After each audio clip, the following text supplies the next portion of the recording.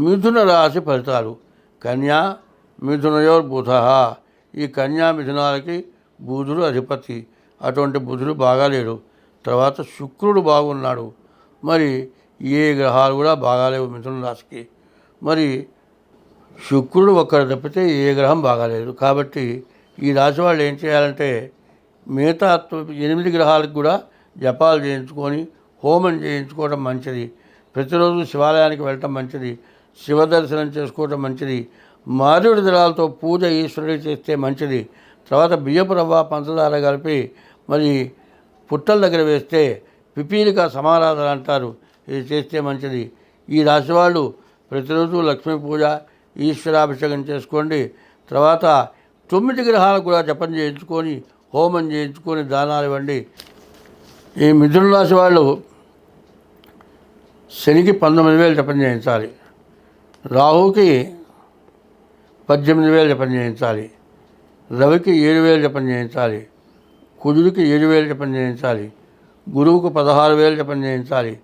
బుధుడికి 17,000 జపం చేయించాలి. కేతువుకి 7,000 జపం చేయించాలి. శనికి నల్ల నువ్వులు దానం ఇవ్వాలి. రాహుకి మినుగులు దానం ఇవ్వాలి. గురువుకి శనగలు దానం ఇవ్వాలి. కుజుడికి కందులు దానం ఇవ్వాలి. రవికి గోధుమలు దానం ఇవ్వాలి. బుధుడికి పెసలు దానం ఇవ్వాలి. కేతువుకి ఉలవలు దానం ఇవ్వాలి. ఇట్లా చేయటమే కాకుండా మీ ఇష్టదైవం కులదైవం అంటారు. నీ ఇష్టదైవం వేరు, కులదైవం వేరు. ఇంట్లో మీ కులస్తులంతా కూడా పూజించే దేవుడు ఒక దేవుడు ఉంటాడు. ఆ దేవుని పూజించాలి. తర్వాత కులదైవం కాకుండా ఇష్టదైవం. ఒకళ్ళు రాముని పూజిస్తారు, ఒకళ్ళు వెంకటేశ్వర స్వామిని పూజిస్తారు. ఇట్లా ఇష్టదైవాన్ని పూజించాలి. పైన ఈ రాశివాళ్ళు ప్రత్యేకించి ఏంటంటే అమ్మవారికి పూజ చేసిన తర్వాత ఒక ముత్తైదును అమ్మవారిగా దలచి ఆమెకి పసుపు కుంకుమ పూలు చీర రవిక ఇట్లాంటివి పెట్టడం చాలా మంచిది.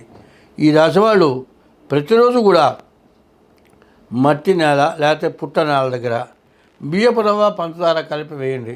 అట్లా వేసినట్లయితే పిపీలిక సమారాధన అంటారు.